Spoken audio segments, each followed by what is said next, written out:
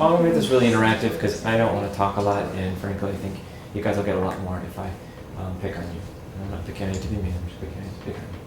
So we're going to talk about what different devices look like on chest X-ray, because I think that's a really helpful foundation. Like if somebody comes in, you don't know what they have, they don't know what they have, you've got to be able to recognize what it is, and it's really easy to do on a chest film. We'll talk about the indications for implantation, some of the basics about pacing modes and how tachy-therapies are programmed in these devices, what an interrogation is and isn't, what it can and can't provide you with, when you should get one, when you should not get one, and then a little bit of an overview of the perioperative management, at least here, which we can go over for you guys, but at least that way you know how things work here at the hospital. So this is the document you guys should just shortcut to if you want to look up the indications. The indications are long and detailed and boring to talk about in a lecture format, and much more sort of thing where you would look them up at a point of care, but that's the document. So I'm going to show you chest X-ray, and I want us to kind of dive into that chest X-ray and say, what kind of device is this? Why might it have been put in? What were the indications that this person probably had? And what do we know about this person's heart? Based on just the chest X-ray, assuming it was put in for an approved indication. All right, who wants to go first? Karen. No, I shouldn't. Okay, go ahead. Somebody else can go Single first. chamber pacer. Single chamber pacer. Everybody agree? Where is it? Which chamber? It's in the Who thinks? RA. Say RA. R, 2 RA, 3 RAs. RA. Good. Yeah, so that's in the atrium. The ventricle is going to be, this is, your right heart border is your right atrium, of course, and your tricuspid valve is going to be in here somewhere, and the right ventricle is going to come almost all the way over. The left ventricle makes up the left heart border, but the RV extends all the way down here. So if you see a lead all the way up here, it's going to be in the right atrium. What do we know about this person's heart? It's big. It's a sternotomy. I don't see any clips or, things that look like you had a bypass, but they could have done that without clips. Who gets an atrial-only pacemaker? Sinus node dysfunction. Yeah, so sinus node dysfunction. It's not for heart block. It doesn't treat people with heart block, right? It only treats people with slow bradycardias in the top chambers in the atrium. And almost always that's for sinus node dysfunction. Could it have been put in for tachy-Brady syndrome? What's tachy-Brady syndrome? They overlap a lot, right? Tick sinus syndrome just means that, or I should say sinus node dysfunction is really the technical word for that. It means that the sinus node doesn't respond promptly to your neural humoral input. So if you need more heart rate for whatever reason, it's either sluggish or it pauses or there's block out of that sinus node and you don't have a P wave. So why would you have a QRS if there was no P wave? And these people often syncopize. It's not a life-threatening thing generally, but it will cause people to be syncopal, pre-syncopal, etc. I think that's the other things to keep in mind here is that there's a nice amount of redundancy here in the lead. It kind of J's down and comes up. I'll show you an anatomic picture of where that is. And then you kind of get a sense of where this lead enters the subclavian vein system here. So it enters the subclavian vein right here, comes down, joins the innominate into the SVC, and then into the SVC-RA junction right around here, and then curves up into the right atrial appendage. When we look at it I should have asked you, is it pointing toward us or away from us, but I'll give it away with the lateral chest film. So it's pointing toward the anterior chest wall, right where the right atrial appendage sits. All right, and that makes sense because here's your SVC, there's the right atrium. Remember I told you this right ventricle comes all the way over here. And this lead is going to sit ideally right in the right atrial appendage. Nice structure, lots of trabeculations, nice stable lead position, and it almost always gives you a J look to that lead. It should flop down into the right ventricle. Can we see something else that explains this guy's sternotomy?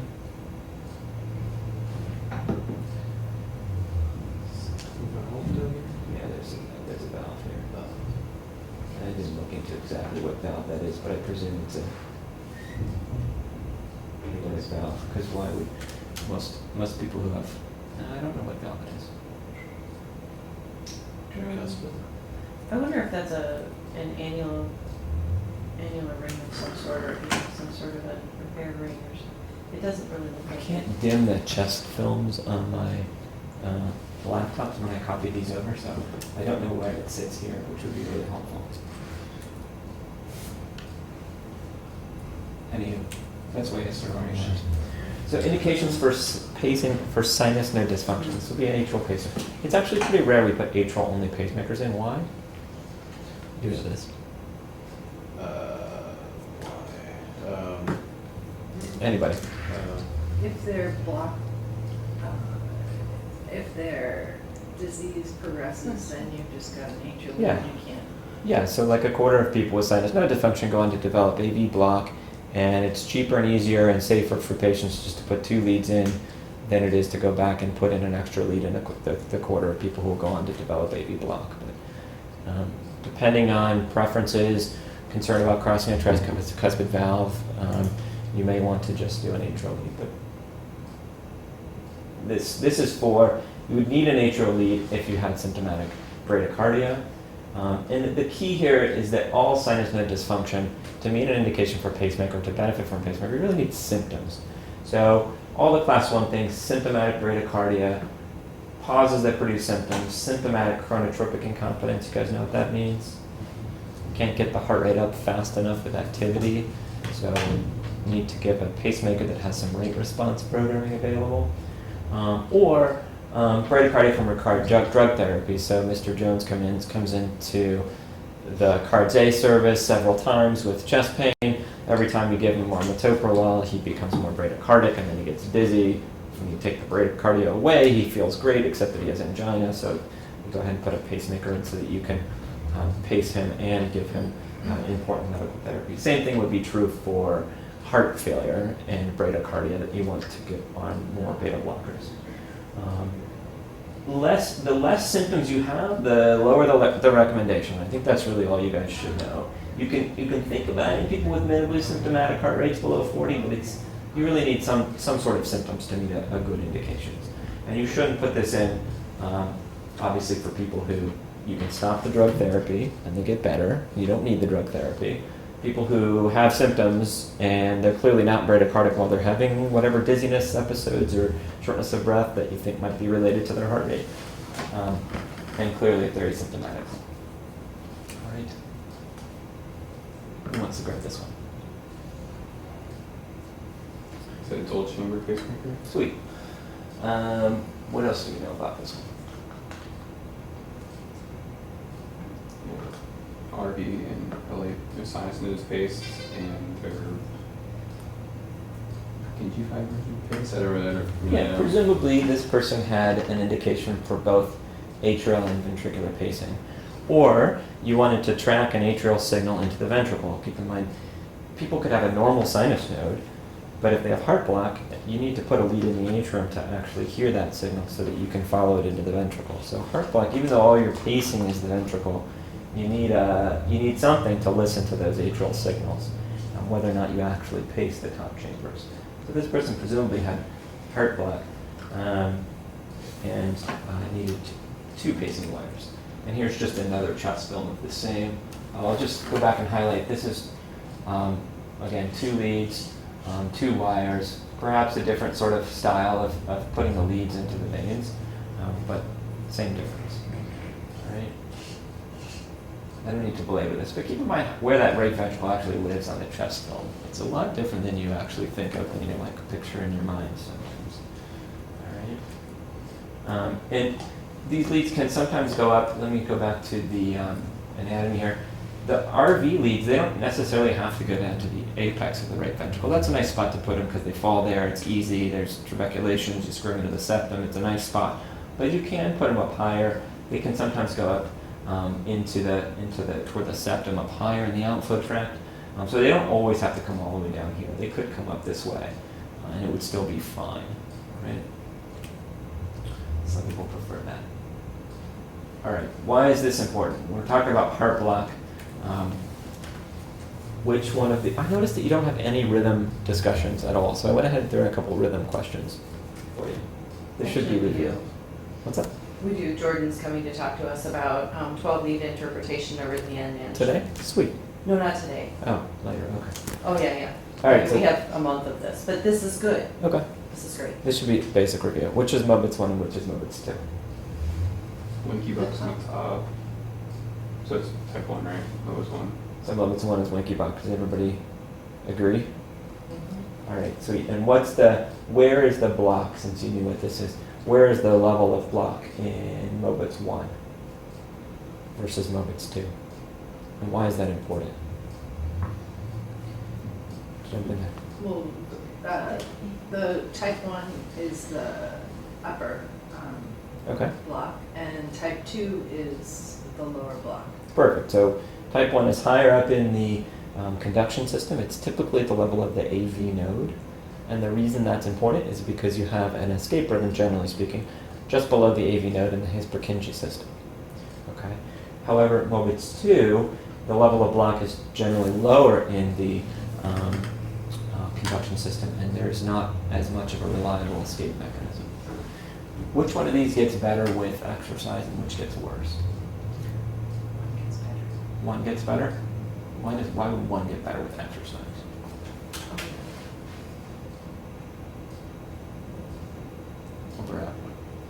You're right.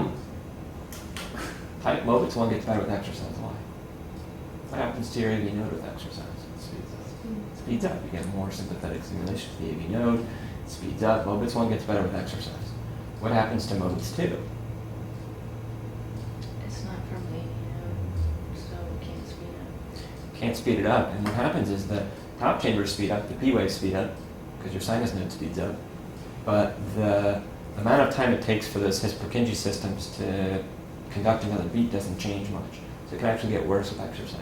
And that's a nice little trick to distinguish the two. If you're on the floor and you can't really see this dramatic difference in the PR intervals marching out here, is you just have somebody stand up and move around. That's also why Muppets 1 happens at night when people are sleeping and they're usually chilled and they're not doing much. Okay. Which one of these needs this pacemaker? 2. Yeah, 2. The type 1 almost never needs a pacemaker unless there's something else going on. Pretty unusual. Because what this means is that the neurologic system is driving this generally. There's too much vagal tone or whatever. But if people are not symptomatic in this, then there's nothing to do about it. And if they need, let's say they are symptomatic and it's because you have them on a bunch of beta blockers for their angina, then you would, that's the situation you might consider a pacemaker. These guys almost always need pacing. All right, another question.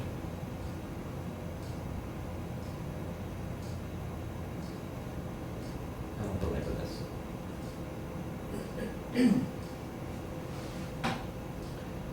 Top is 2. Top is 2, I like it. Why? Because the PR here is progressively prolonging before the dropped beat, and then it shortens. Nice little trick. If you can't figure out if it's prolonging or not, you can always measure the PR on the first conducted beat after the dropped beat and compare it to this one, and that'll be the biggest difference. So those are the two that you can compare. Sometimes it's hard to see between this one and this one, or this one and this one. But if you look between this one and this one, it's pretty obvious. We talked about this, so the level of blocking Muppets 1 is generally at the level of the AV node. And below that, you have a His-Purkinje escape rhythm generally that will keep people alive. Plus, it goes away with more activity, so it's not a dangerous form of arrhythmia. However, distal conduction system disease, or Muppets 2 heart block, is more ominous and almost always requires a pacemaker. Is there a question? Yeah. So would you say, yeah, I do. Yeah. So would you say type 2 then, just to clarify, is disease of the His conduction system? Almost always. Somewhere. Almost always Okay. distal to the AV node and Okay. somewhere in the His-Purkinje system. Okay. Where exactly it is depends a little bit on, what their ECG looks like. I mean, maybe they've had a right bundle branch block for 10 years, and now they come in with Muppets 2, and that's probably a block in the left bundle system. Whereas if they had a left bundle block for years and they come in with type 2, it's probably a new block in the right system. But the point is, both his Purkinje systems get blocked. Yeah. I always thought that with a second degree, type 2, that if you put an RV lead in, then that would be enough, because their atria, their sinus node is intact, Yep. but it's down below. So why Yep. would you put in a dual chamber pacer Good for those question. patients? Not to synchronize the two, because Exactly. otherwise they wouldn't be But synchronized. I mean, if you're sensing the atrium, How can you sense the atrium without some sort of sensing lead in the atrium? well, That's the okay. point. But I thought that there were some LV lead or RV leads now that actually sense in the We'll atrium. get to that. That's in the bonus section. Those are not commonly used in real life. Oh, You have a couple people here who love them, but I don't think you're going to see them in the real world very often. oh, okay. But yes, you can have one lead that both senses in the atrium and paces in the ventricle at the same time. Yeah, I thought I saw that here at UW. Yep. I'll show you an X-ray of it. Okay. We'll talk about it in a minute. But you need some way to, for heart block, unless it's a 90-year-old person who you really don't care whether or not you sense the atrial signal and synchronize, you need some way to sense the atrial signal. Okay. All right, so guidelines for RV pacing, advanced second degree and complete heart block with symptoms or scary forms of heart block. Asystole, escape rhythm less than 40, bradycardia and atrial fibrillation, signs of high degree block. And I don't want to belabor this because there's a lot of words on here. But basically, second and third degree heart block that's Mobitz 2 and above should get consideration for a pacemaker. I'm going to skip these. And you should also keep in the back of your mind that the situations where you don't need to worry about a pacemaker, where you should not put a pacemaker in, and that's obvious asymptomatic first degree V block. I think everybody in here knows that. Asymptomatic Mobitz, so type 1, second degree AV block, so Mobitz 1 or Winky block, at the suprahiss or in the AV node like we talked about, or that which is not known to be below that system. Basically,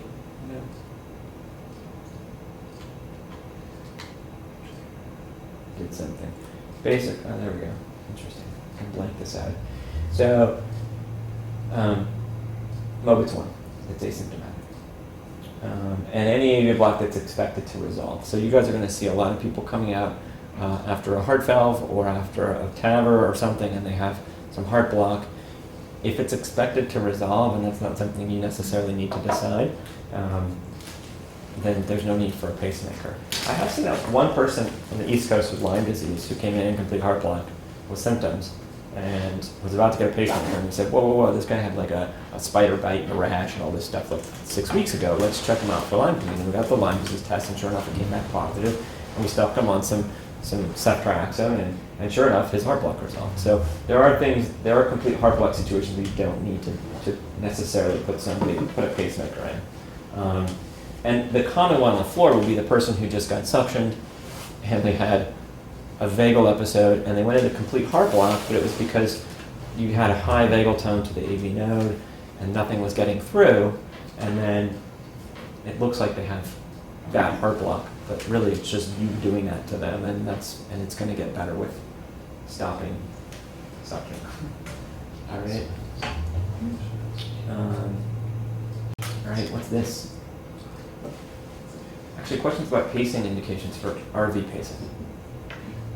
With someone who, like for instance, develops heart block during suctioning, would they be more likely than someone else to develop progression?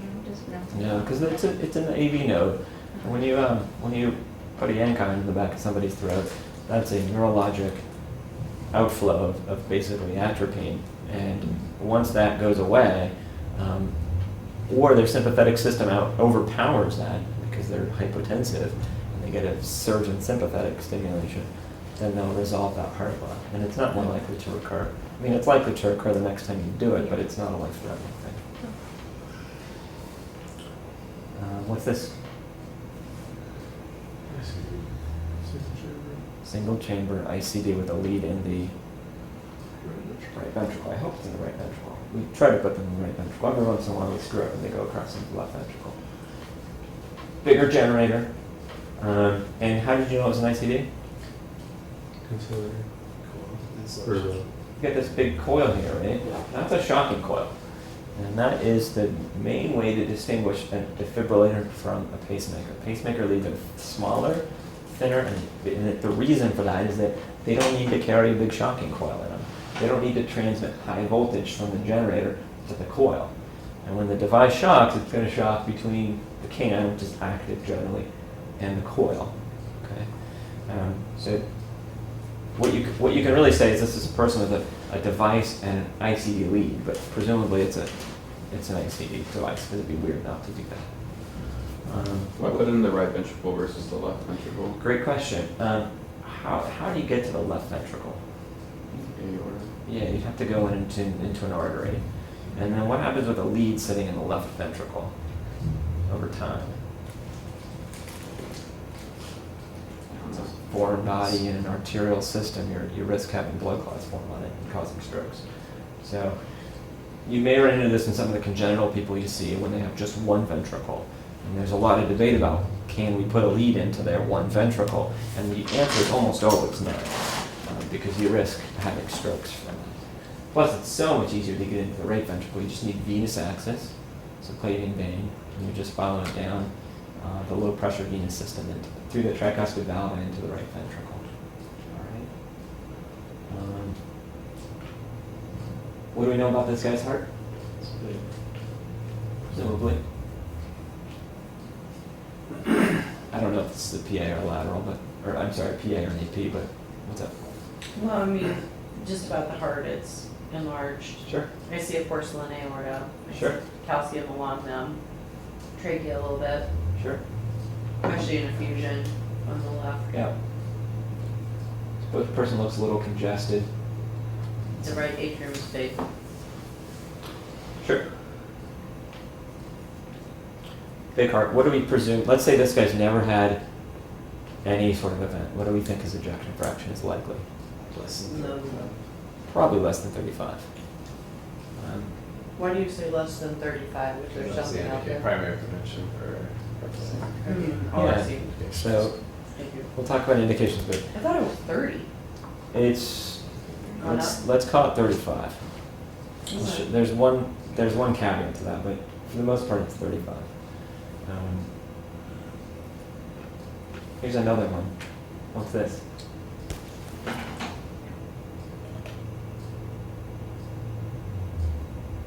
Same thing. got a coil.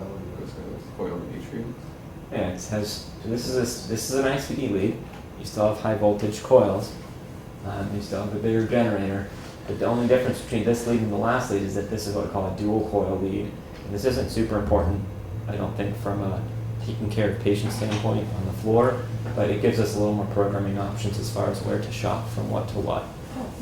And it also makes it a heck of a lot harder to extract because these can end up adhered to SVC and they cause a lot of problems. So typically we only put in single coil leads nowadays. Really? Yeah, the dual coil leads have fallen out of favor for the reason that they're hard to get out if they get infected.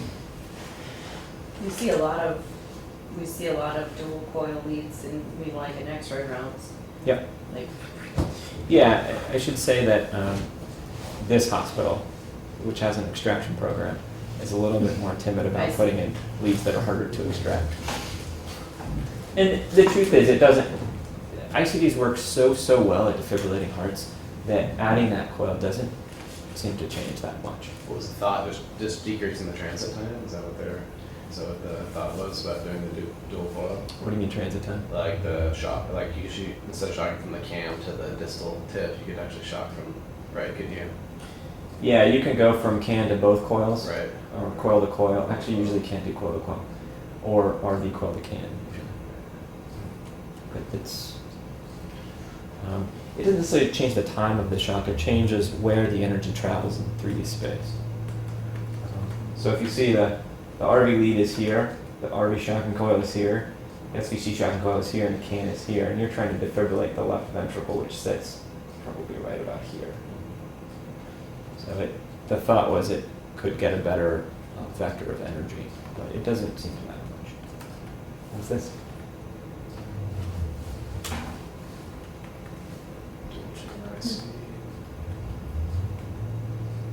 ICD pacer with a, right, with a RV ICD lead and Good. then a right atrial pacing. Good.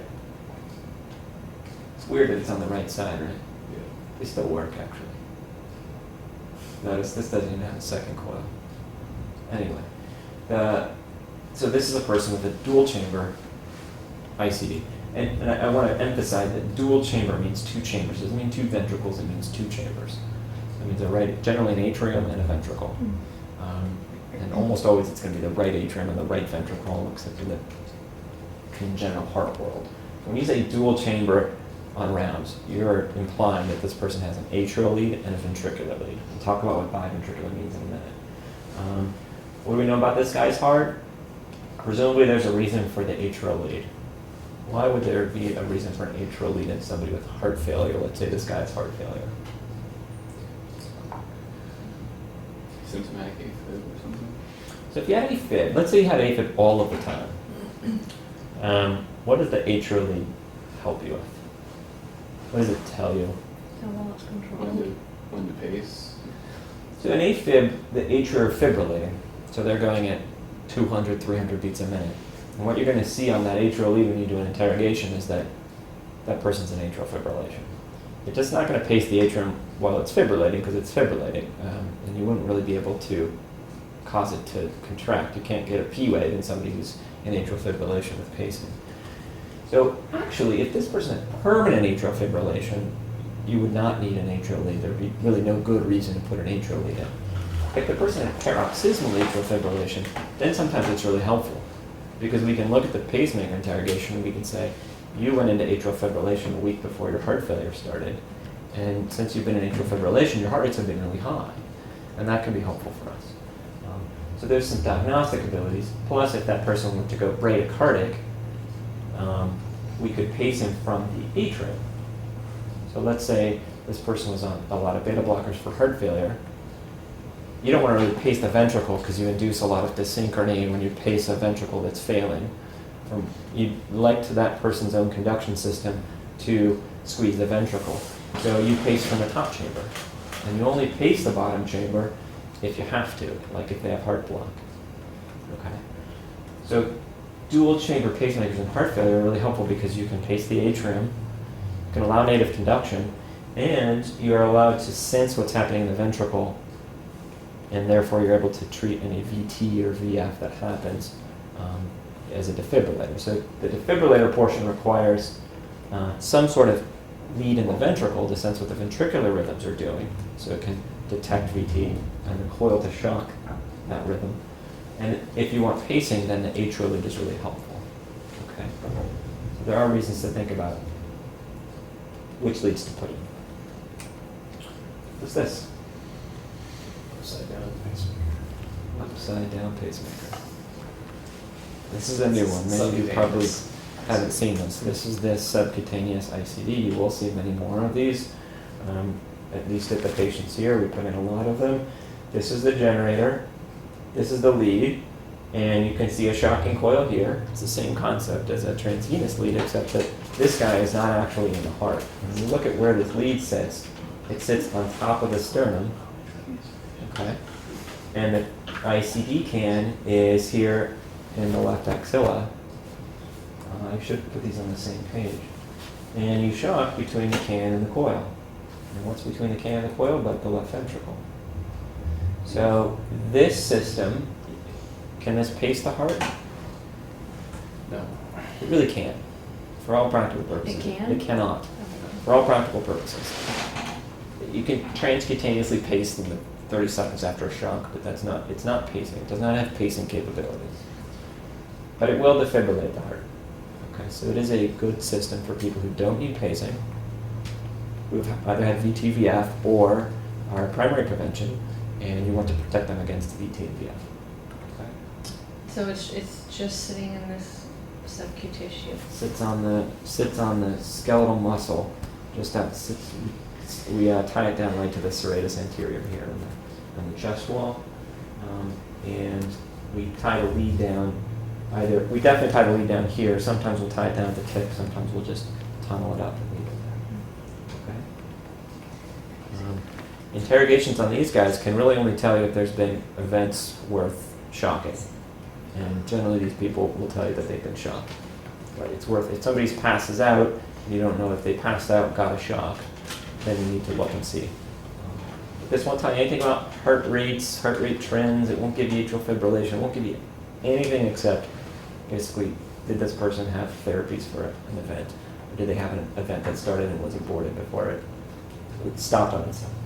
And then sometimes you'll add these to transvenous, right? If they- So that's the trend is, I mean, I think that's a big conversation, but you know, what happens if this person goes on to develop heart block? What do you do? Or what if they need an atrial pacemaker? What do you do? And but this is a shock box. This is a defibrillator. Or That's if they it. fail deep defibrillation testing and then, right? Yeah, we're getting more esoteric here, but this uses higher energy, but it works just as well as a transvenous system. And so if you see SICD, this is the system that we're referring to. Okay. It's a stupid name because these are also subcutaneous, but we call these. The whole system, though, is subcutaneous. Well, true. I mean, true. The entire system is subcutaneous. I like to think of these as extrathoracic. I think that's a more helpful way of thinking it. The marketing people didn't agree, but this is an extrathoracic system. The other one is a transvenous system. When you say SICD, it's this, and when you say transvenous ICD or single chamber ICD, you're always talking about an RV lead, or if you say a dual chamber, you're not talking about an SICD. You're talking about one that has leads and chambers. Okay? So indications for defibrillator. Okay? Anybody who's had a VT or VF arrest or has sustained VT. Sustained VT is 30 seconds of VT, or VT that was symptomatic or syncopal. Right? Everything else is non-sustained, and it's really common to have non-sustained VT. We don't quite know what to do with it unless they meet other indications for defibrillator.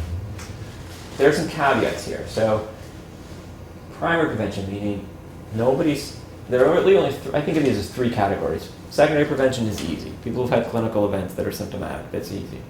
Primary prevention are people who've never had a clinical event, and you want to protect them against one. And those people have to have a higher risk of having an event than you or I, assuming none of you have defibrillators.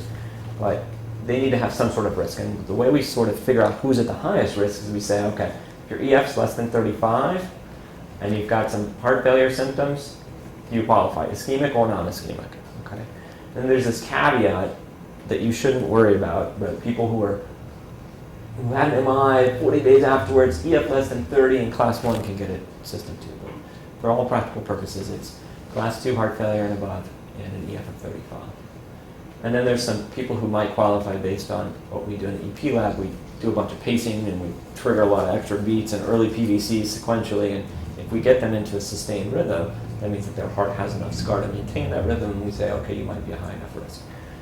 But it's pretty rare these days that we need to risk stratify with an EP study. Most of the time, the decisions are made up on the floor. But if you have somebody who comes with a heart attack, LOEF, and non-sustained VT, that's a person to give us a call about. All right, I'm going to skip these. And then there's a lot of things that we should not be putting defibrillators in. I'll just comment. All the people that have like hypertrophic cardiomyopathy and risk factors, ARVC and risk factors, long QT, Brugada, CPVT, sarcoid giants, all these things are indications that you can find in the guidelines. I don't want to get into them because they're super confusing. But there are a few people that should not get defibrillators, and this is important as well. If your reasonable expectation of survival is less than a year with a reasonable quality of life, an ICD really doesn't benefit you. When you look at the trials, you need to have the ICD for at least a year or two before you really started to experience a benefit, meaning before the curves of survival started to separate.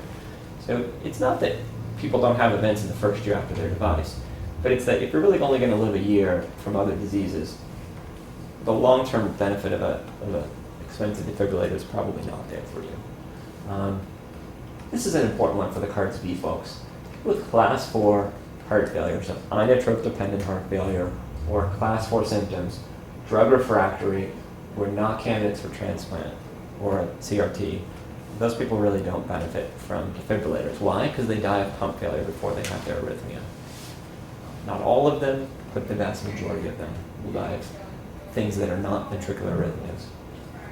And in a system that has some risk to put in, you need to beat out that risk somehow, and the benefit really isn't there. I don't think we really see this much, but somebody who can't get out of VF, she probably shouldn't get a device. And then I'll let you scan the rest of these. But basically these are significant psychiatric illness when it's a VTVF event that was clearly provoked by something that we can completely reverse, etc. All right. Next type of device. What's this? Biventricular what? Pacemaker, ICD. Yeah, so biventricular ICD. All ICDs are pacemakers. No pacemakers are ICDs. If you say defibrillator, we know that you're talking about something that has pacing capabilities because they all do. So biventricular ICD. How do you know it's biventricular? Yeah, so he's looking at this guy here and he's saying, boy, that doesn't look like an atrial lead. There's 2 wires, 1, 2 ports, and yet there's a lead that's way over here. It's not in an atrium, and that's what a LV lead looks like. And you just got it right because it's a defibrillator because you see the shocking coil. All right, and this is where that lead sits. I'll show you an anatomy picture in a second. It sits back in the coronary sinus. So look at defibrillators here. Leads come down the SVC. They come into the right atrium. The RV lead comes in through the tricuspid valve into the right ventricle and sits very anteriorly. Remember, the right ventricle is sitting right under the sternum. And the LV lead, though, comes into the atrium. I lose it a little here. It comes up this way. Out the coronary sinus, which is draining venous blood from the heart into the right atrium, backwards against the blood flow through the coronary sinus, all the way around to the backside of the heart, and then down one of the veins of the left ventricle. So it's sitting on the outside of the heart. It goes out the coronary sinus, into the right atrium, out the coronary sinus, up and around the backside of the heart, and then out of vein into the left ventricle. Usually out this vein. Okay? And when it paces the chamber right next to it, which is the left ventricle. So that's how you get biventricular pacing. You pace the RV with the RV lead, and you pace the LV with the LV lead, and you pace them at about the same time. And if you pace them at about the same time, you get electrical signals that propagate through the muscle, and they collide in the middle, and you get a more synchronized contraction than some people have otherwise. Okay? That's a CS lead. What else do you know about this guy? This is a bonus question for you. What else is weird about this biventricular system? We can give this guy another disease based on this X-ray. Like You could give him. an electrical disease. Well, because he's got a Bive because he's got a left bundle branch block. Good. So he probably has a left bundle branch block. I love it. Because those are the people that benefit from Bive pacing most. I'll show you why. 2. There's only 2 leads. Why doesn't he have an atrial lead? If you want to pace the ventricle, it'd be nice to do it right after the P wave, right? So you got to put some sort of atrial lead in to follow that P wave into the ventricle with a biventricular pacemaker. Yeah, I wondered what that other thing was. What other thing? Well, isn't there another line that's just kind of hanging out there? Yeah, it's an ECG lead. No, I This mean, it looks like there's 2 lines coming from. It must So- have a Let's see it back there? Oh, you know what? I think you're right. Yeah, this is Yeah. atrial, yes. Yeah. Let's say there was no atrial lead. Okay. How does that happen? Okay. You put these in without atrial? Yeah, why would we put one in without an atrial lead? What did we just say that we don't need an atrial lead for? AFib. People with permanent AFib. So if this person had permanent AFib, we don't care what the atria is doing because we're not going to track it, we're not going to sense it, we're not going to respond to it, and all you need to do is pace the ventricles. But why don't you care what the atria is doing? Like, why wouldn't you put it in to determine control? It's not that you don't care, it's that if this person's had AFib for 10 years, Yeah. and you know it's going to be there forever, and there's no reason to look for it with a pacemaker. Use a little more battery too. A bulkier system, extra lead, a little more risk putting it in. So what? So Yeah. you're maybe gonna get to what syndrome did you say you could cause? you said you could cause something with a bibeat pacemaker before you went into. I said I could give him another disease, and that's disease AFib, but Oh, that's that because was I it. didn't think he had any trouble. Oh, I'm sorry. I thought you were talking about something else. I swear I pulled one up that was just 2 leads. It's unusual to see that, but and that the point is bibeat pacers need to track atrial signals into the ventricle, because the whole point is you're easing their ventricle all of the time. You're beating their QRS. You're beating that left bundle branch from the P wave through the AV node. You're beating it into the ventricle, and you're pacing the ventricle from both sides every heartbeat. That's how. Otherwise, you don't benefit from a bibeat pacemaker. What's this?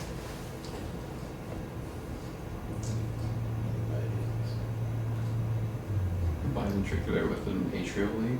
Okay. Biventricular what? Pacemaker. Pacemaker, defibrillator. Pacemaker. I love it. Totally right. I'm just making it convert to. Okay, so we got an atrial lead here and the right atrial appendage. They start to look very similar when you see some of these, right?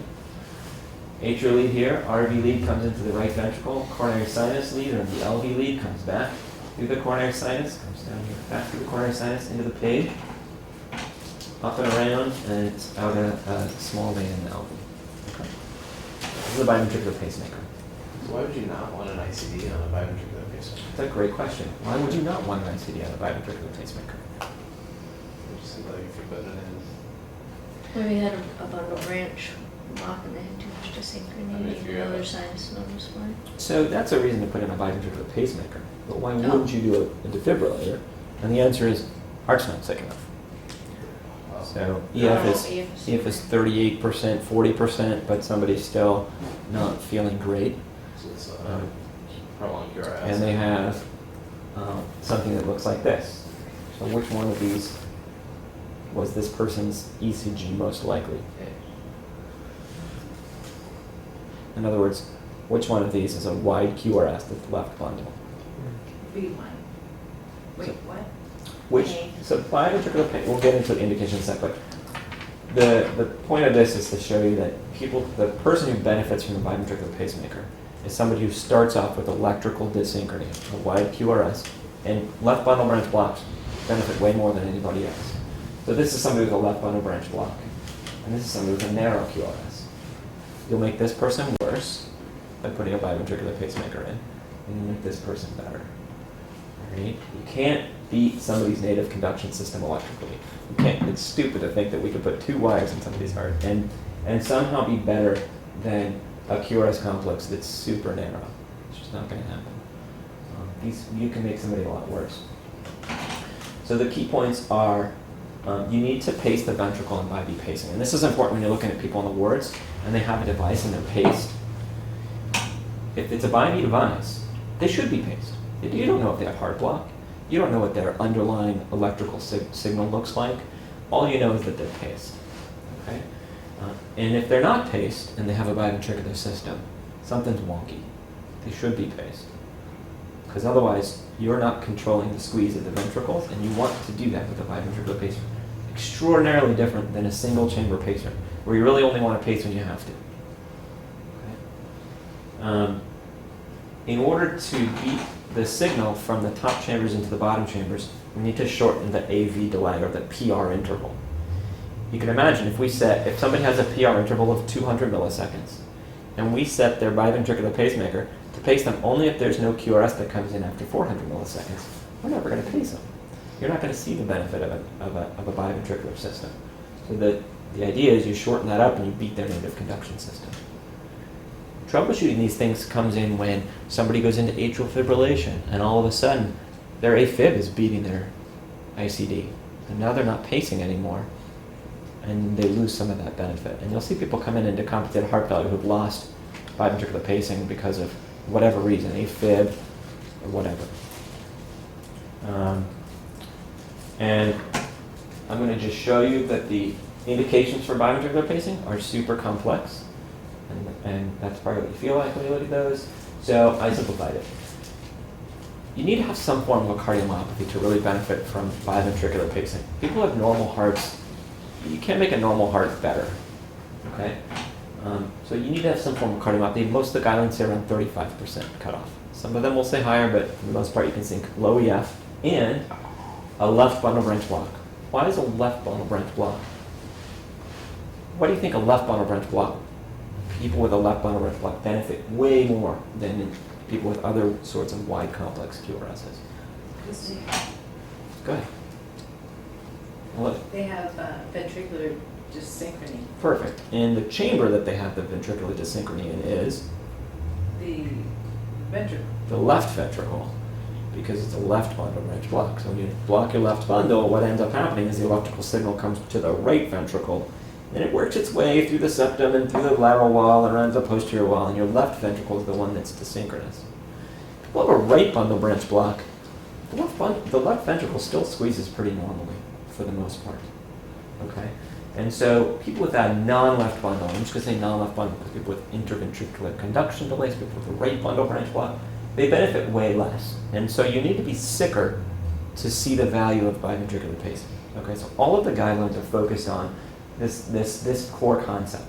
And basically, you can be pretty minimally symptomatic, but if you have a wide bundle left and a low EF, there's mortality benefit of biventricular pacing, even if you don't have very many symptoms at all. But people with right bundle branch blocks don't see that benefit, so they need to be sicker. They need to be more advanced. They need to have class 2, 3, or 4 heart failure for you to really pull the trigger on a biventricular pacemaker. And biventricular pacing is, think of it as completely separate than any of the indications for defibrillation. It simplifies things. Does this person need biventricular pacing, yes or no? And does this person need a defibrillator, yes or no? And the answers don't need to overlap at all. So you can separate them out. All right, so who benefits more? A, everybody agree? A is a left bundle branch block pattern. How about this person? And then a little harder. B. A is right. A is right bundle. Does everybody see that? Does everybody get why you get this complex in V1? I didn't when I was a resident. Why? Why do you get that? Yeah, why do you get this bunny ear looking thing, this big Because bar? you depolarize. There's a block in the right Mhm. bundle, so you depolarize from the left. From the left to the right. Yeah. Where's lead V1 now? Um, You're absolutely right, I'm just checking. Where's lead V1? Where does it sit on the chest? Here. It is rightward, right? It's on the right side of the chest. Yeah. Right ventricle's over there. More importantly, the right ventricle is anterior in the chest. Remember that film that I showed you? The right ventricle kind of takes up that whole anterior cardiac silhouette, right underneath the lead V1. So if you block the right bundle depolarization, meaning the right bundle branch block, go through the left ventricle, you gotta go through the left ventricle and then toward the right ventricle, which lives right under V1. So that big R wave here in V1 is the right ventricle depolarizing. The opposite is true with the left ventricle. You're going from the right, away from the chest wall, and toward the left. Positive, positive in the left-sided leads, positive in the left-sided leads, and away from the right ventricle. That's how you distinguish those two, right? Same QRS width, this person's going to get a lot more benefit from it. We can end up dying shortly after, for other reasons. All right, a couple zebras. What's this? That's the single lead. Okay, so what is this? RV with a atrial sensing mechanism on it. Good. Does everybody see that? So we have one wire, but look, 2 ports. One wire comes down. This isn't a defibrillation coil. These are 2 electrodes, and they're just sitting on the outside of the wire here. And then that wire continues on into the right ventricle. These 2 electrodes sit in which chamber? Where is that? Right atrium. Totally. So if you were to measure a signal from there, it would look like a right atrial signal. And so you can see a P wave. You can't pace because you're not really touching the heart well enough, but you can see P waves, and you can track those into the ventricle. A good option for someone with normal sinus node function who gets heart block. Because now you can see their P waves, and you can track them into the ventricle. Not very commonly used for a couple of technical reasons, but a very effective system for those reasons. But you will see people come up with what this is called a VDD system. I'll tell you what that means in a minute. A VDD system where you can pace in the ventricle, you sense in both chambers, and you track signals from the top chambers down to the bottom. What's this? Carrie, don't answer. Okay, I'm sorry.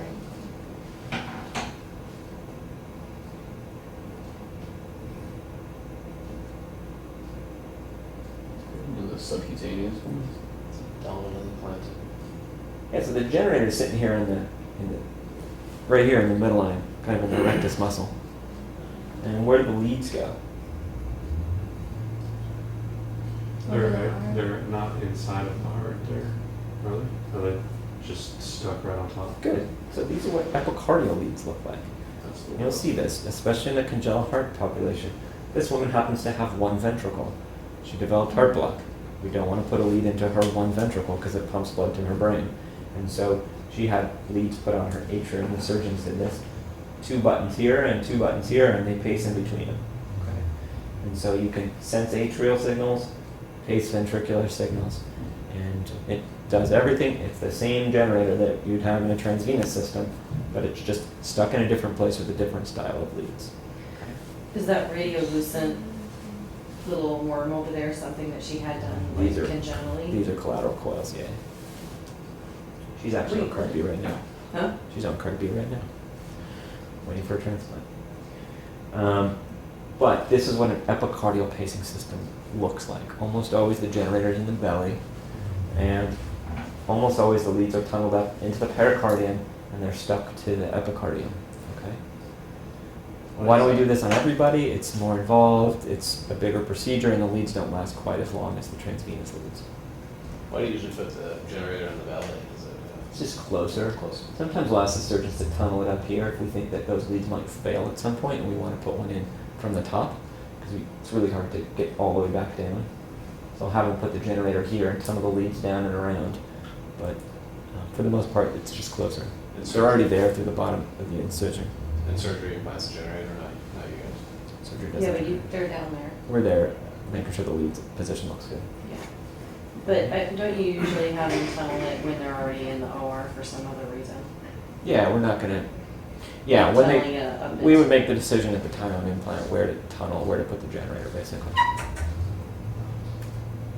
All right, modes of pacing. And then we'll take a little break.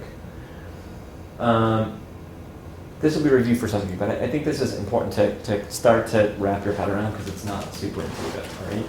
So we'll start with the simple ones: BVI and AAI. What does those mean? Well, I want to do this first. Yeah. So, nice little mnemonic pacer. Which chambers are you pacing? Which chambers are you sensing? And what is the response to a sensed event? Oh, a sensed event. Okay? So VVI means that you're pacing in the ventricle, you're sensing in the ventricle, and a response to a sensed event means that you inhibit pacing.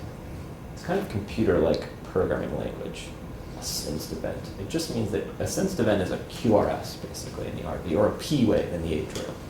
Okay? That's an event. So if you have a QRS, you want the device to not pace you. You want to inhibit pacing, and you'll reset the timers, and you'll wait another second or so until the next time comes around. AAI is the same, except that the lead is in the atrium. DDD means that you have a lead in the atrium and the ventricle. You can pace in either one. You can sense in either chamber. And your response to a sensed event in the atrium is to set a timer and trigger the ventricle, okay? Or to inhibit pacing, and both at the same time, okay? So a VDD lead, Carrie, is a lead that can pace in the ventricle. It can sense in both the atrium and the ventricle, and it will track sensed events in the top chamber down to the bottom chamber. VDD, that's that funny lead that we showed you. Okay. This is a mode you'll see not uncommonly, and it's a little more advanced, but I think you should be aware of it. DDI is different than DDD, and this is confusing even for the fellows. But the difference is that a DDI mode means that it means that the only difference between DDD, which everybody kind of gets, and this is that you don't track atrial sensed events into the ventricle.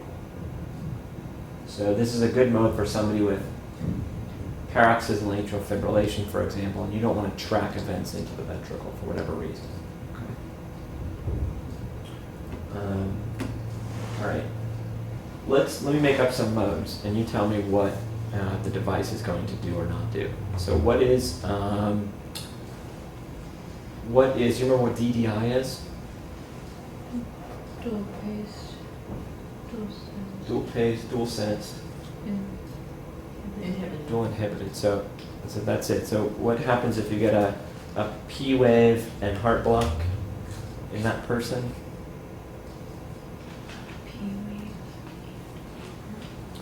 Let's say you have a patient with heart block and they have a DDI pacemaker in it, with a programmed DDI. What happens to their sinus P waves? They're sensed. They're sensed. And if they didn't happen, they would be paced. And when they're sensed, they're inhibited. So that's what's happening in the top chamber. What's happening in the bottom chamber? Pace. Same thing, sensed, inhibited, but it will not track sensed events into the ventricle. Different than DDD. DDD, it will track that sensed atrial event into the ventricle. Most people are going to be DDD. So you should be familiar with what these guys, the DDD does. But the difference is that it would only pace the ventricle if it timed out, meaning if the ventricular rate went below the cutoff. It wouldn't necessarily track. When you're inhibiting and triggering, are you using the same sort of voltage for both events, or is it determined? Does it sort of calibrate and determine that I need a higher voltage for this? Good question. So the inhibited and triggered, this third position here, is really it doesn't have anything to do with the outputs that you're pacing with, how much voltage you're using or whatever.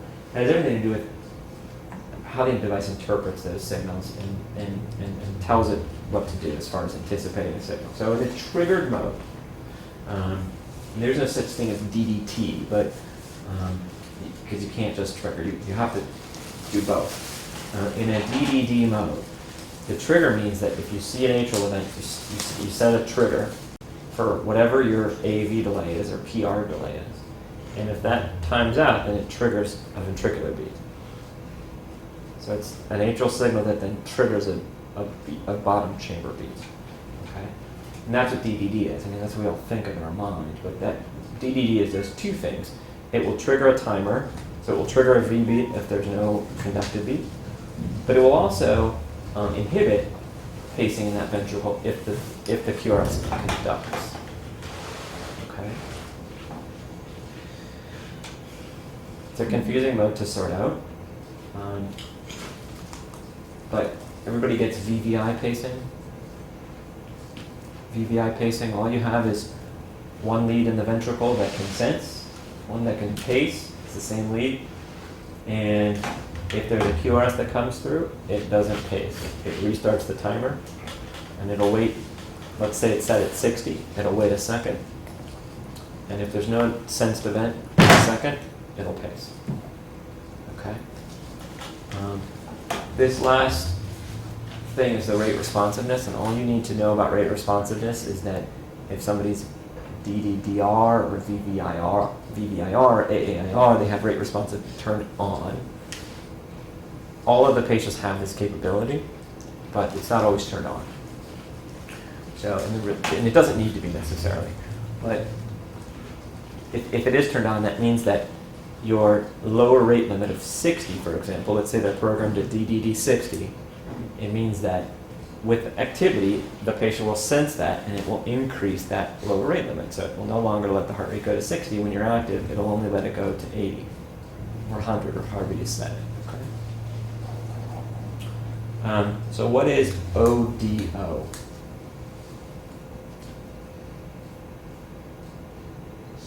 So all it's doing is monitoring, basically. Good. So that's basically turning off the pacemaker mode. There's no reason to turn off pacemakers in people who are sick or dying. But in the lab, we can turn them into ODO if we don't want things to happen to the device. What's VOO? This is an important one. Don't answer. Don't answer. What's VOO? Just pacing the ventricles? Pacing the ventricle. Are you sensing? No. No. What do you do? Are you going to do anything to a sensed event if you were to see one? If you can't sense, then you can't respond. Good point. So what happens if your VOO 60 and somebody has a heart rate of 80? What does the EKG look like? It'll just be, A normal EKG. but you'll still see the pacing spikes. But it'll still be pacing. So it no longer stops pacing when there are sensed events that come through. So this is what we call asynchronous pacing. And this is important for you guys in the unit because you'll have these temporary pacing boxes on there.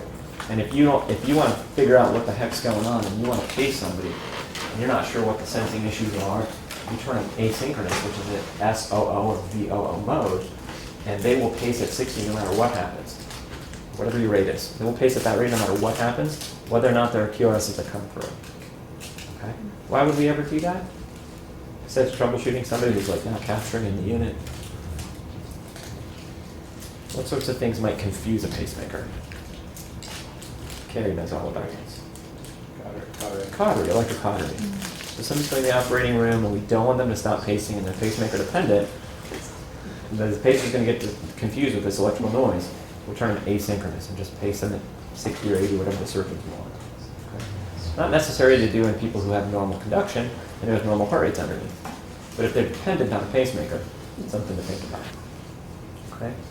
And it's also important to program them back to what they were after they come back from the lab or from the procedure. So sorry, if you set it at 60, Mhm. VVO, and set it at 60, VOO. I'm sorry, VOO, Yeah. then pace at 60, Mhm. and their heart rate could not go higher? Then the card can do whatever it wants. Okay, The pacemaker just won't stop pacing at 60. it'll pace at 80 You know, it'll just pace at 60. It'll pace at whatever it's set at. then. Okay. But if the heart rate goes to 80, they're going to have their heart rate at 80 and pacing spikes, and they're going to capture ventricle whenever that ventricle is able to be captured. So they're going to have two rhythms going on at the same time. Okay. Is that dangerous? No, it's really not actually, as it turns out. Shocking someone on the T wave is how we induce atrial fibrillation, but pacing someone on a T wave is not a dangerous thing. Do you agree? We're on the same page. Now, that's a common question we'll get in the unit. Oh my gosh, there's a pacing spike on the T wave. It doesn't tend to cause problems. All right, so what do we set? Bradycardia. There's bradycardia settings and tachycardia settings. Okay, everything. Both pacemakers and defibrillators have bradycardia settings. Only defibrillators have tachycardia settings. So what we program with bradycardia settings is basically how low do we want the heart rate to go? So a lower rate limit. Okay, below which we don't want the pacemaker to allow the heart rate. So, in other words, if you set somebody at 60, if their sinus rate is 80, the pacemaker will do nothing. But as soon as they drift below 60, the pacemaker will start pacing. Okay, that's a lower rate limit. We also set an upper tracking limit, and I think this is a concept that is hard to grasp, but will be really helpful when you start troubleshooting these in the ICU. An upper tracking limit is what's the fastest that I will track? Let's say a DDD pacemaker. What's the fastest I'm going to track atrial signals into the ventricle? If you didn't have an upper tracking limit, and somebody went into atrial fibrillation, you could theoretically track their 250 beats per minute atrial fibrillation into the ventricle. That would be dangerous. So you need we set a limit that says, what? How do I switch? So we set a limit that says, don't pace this person over 120, 150, 160, 180, whatever it is. Young people will go higher, older people will generally go 120, 130. What does that mean? What happens when if your sinus rate goes to 110 and you're set at an upper tracking limit of 120, it'll keep tracking it. But what happens when your sinus rate goes to 130 and your pacemaker won't pace faster than 120? Can't ever violate this. So it won't ever pace faster than 120. And it'll do what we call pacemaker winky box. So it'll actually stop following P waves that go too fast. Okay? I'm not going to confuse it more than that, but that's the upper tracking limit. It's the max the pacemaker will pace. And then we also program in dual chamber pacemaker, we program an AV delay. There's no reason to program an AV delay in single chamber pacemakers because you're not sensing in both chambers. But if you have leads in both chambers, then you need to say, how long do I wait to trigger a beat in the ventricle after I see a beat in the atrium? Okay. That AV delay could be 200, it could be 400, it could be anything, frankly, but you can set it, okay? And these are often rate responsive. They change with activity, so if somebody's more active or their heart rate's higher, the pacemaker will automatically shorten that PR interval, that AV delay, and at slower heart rates, it'll lengthen it. Not something you need to troubleshoot, and not something you need to worry about if you're like, oh my gosh, they're set at 200, but they're actually only 180. Something's wrong with the pacemaker. It's just doing its thing. Don't lose sleep over it. What other question? What do you think? What else is important to talk about with Brady pacing? I don't want to get into the device-specific modes of Brady pacing. There's a lot of strategies to minimize pacing in the ventricle in people with heart failure. That doesn't necessarily mean that every P wave is followed into the ventricle, but for the most part, these are the basic settings. Okay. Tachy settings. These can be really confusing, but I want to make them simple. So, tachy-therapy means that you set zones whereby if heart rates go into that zone, the device says, this is a tachyarrhythmia, and it starts to respond to it, okay? And it's a rate-defined zone. So if the VT1 zone, for example, is 180 beats per minute, if you have VT or sinus rhythm at 170, nothing will happen. The device won't see it, it won't detect it, it won't treat it, okay? But once you go over 180, it'll say, well, this is an event I need to evaluate further and decide if I need to treat or not treat, meaning shock or not shock, okay? And typically we'll set VT zones a little lower and VF zones a little higher. The devices don't know what's what. They can't tell what's VF and VT. They just know that this is higher than 230, so I'm going to treat it like VF. And it's lower than 180, so it's higher than 180, so I'm going to treat it like VT. It has to go on the arrhythmia. You need to be in that zone for longer than 2 beats, okay? We don't want to treat 2 PVCs that fall into that zone. So you need to have a duration of tachycardia. Okay, so we'll program that, and it's usually a number of beats, 24 beats, 30 or 40 beats, something like that. And it needs to stay in that zone for that long for it to say, okay, this is an arrhythmia that's gone on long enough, and now we're going to move to treating it, okay? But before it treats it, it needs to sort of figure out, is this a fib with RVR? Is this supraventricular tachycardia that happens to be going 190 beats per minute? And it will apply a series of what are called discriminators, or tricks and tips that the device has to sort out whether it's SVT or VT. Okay, if it's SVT, the device doesn't want to shock it, so it tries to withhold shocking and treating those rhythms. But if it's VT, it's going to shock. Okay, how these work are not super important for you, but just keep in mind that one step before you get to therapies is duration, discriminators, and then therapies. Okay. The therapies we can program are either anti-tachycardia pacing or shocks. And who knows what anti-tachycardia pacing is? Is that one that basically tries to, it kicks in and starts pacing at a high rhythm, high rate? Yeah. And then it'll slowly slow back down, trying to force the intrinsic rhythm. That's the gist. So this is an example of anti-tachycardia pacing. Okay? So this person is in a VT, it's going pretty fast, 300, 150, so about 180, 190-ish. Okay? And it says it's gone on long enough, it's in a zone, it's in a VT zone, for example. It's gone on enough beat that it's detected it.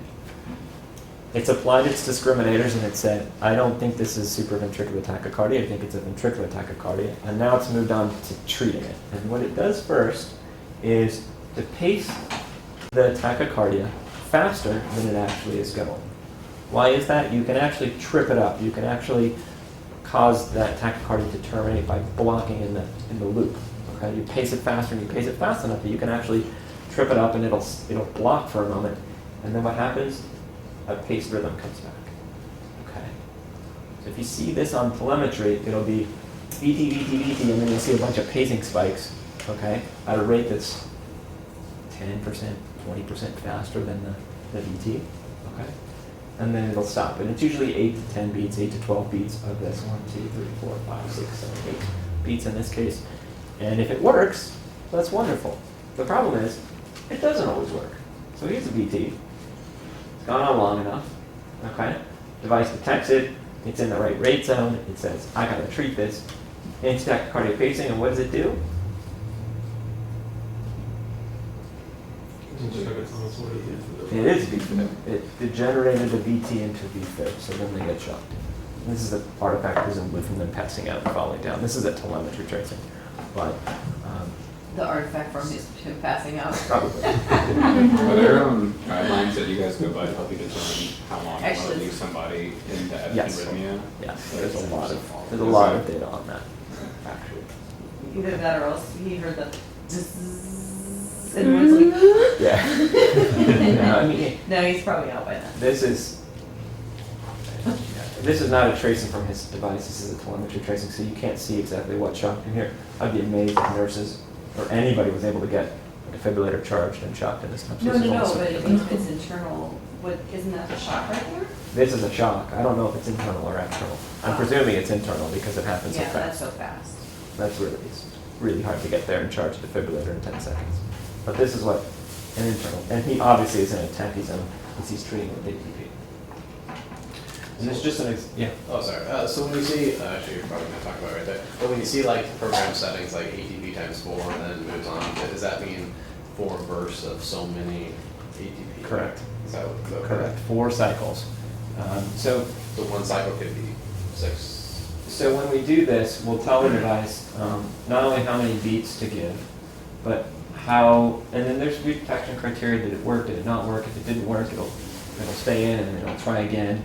And we can tell it to try ATP 3 times and then shock, or once and then shock, or 6 times and then shock, for example. We can try different types of ATP. You know, do we pace faster and faster and faster with every beat, or do we clump them together closer and closer with each subsequent cycle, et cetera, et cetera. In the LVAD population, which you guys are going to see a lot of, we use a lot of ATP. Why? Because they don't pass out from their VT. They're wide awake. So it would be really, really nice if we can pace terminate it because people don't feel this. It's just a pacing spike. So it doesn't hurt. But in real life, lots of ATP kills people. People die. They end up in arrhythmias for a longer period of time, and they don't do as well. But you will see people with ICDs that have gotten a ton of ATP. And the reason for that is that we're trying to delay shocking them because they don't like that very much.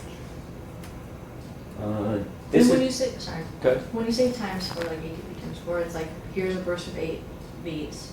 Oh, it's still not resolved. Here's another burst of 8 beats. Correct. Like that type of, Correct. okay. Doesn't matter much, to be honest with you. Oh. I mean, we should make the decision about how much ATP is appropriate for that person. And another caveat to say is that the SICD cannot do this. So that is a factor when we decide who gets what type of ICD. You can anti-tachycardia pace from the SICD. You can shock though. And arguably, this may have been an arrhythmia that would have terminated on its own had we just let it go and not degenerated it into VF with the ATP. And as it turns out, that may be true more often than not, because people don't get shocked more at the SICD. How do you know that the ITP actually degenerated or it degenerated itself? Do you know? Or is there? You know because it's stable here, and it degenerates within the ATP here. So it changed morphology. It's polymorphic, it's changing axis here, and then you're in VF. This is just what it looks like. We'll set a zone, we'll set a rate, we'll set an amount of beats that you need to have at that rate for it to call it an event, and we'll set therapies. That's really all you should know for this page, okay? We'll set a lower rate limit. We'll set an upper tracking limit. We'll say what the sensor, meaning the rate responsiveness, because this guy's in a DDR mode, how much the rate responsive increase should be. Okay. So key points. Devices, they don't treat, they don't recognize, they don't see, they don't record anything that's below a tachy-therapy zone. Okay? So it's very possible for people to have VT or whatever below their device threshold, and you could miss it if you don't recognize that. You gotta kind of know what they're programmed at. They're set to only detect arrhythmias that are higher than 220, and they come up with a syncopal event. You don't know necessarily, you can't say that it's not VT because the device didn't see it. You just know that it wasn't seen on the device above that rate. And they can fail, so they can shock inappropriately, they can get confused either with noise from the lead or with supraventricular tachycardia is AFib that gets SVT with the Baron, so all kinds of things can fool the device into shocking someone, so not all shocks are VT.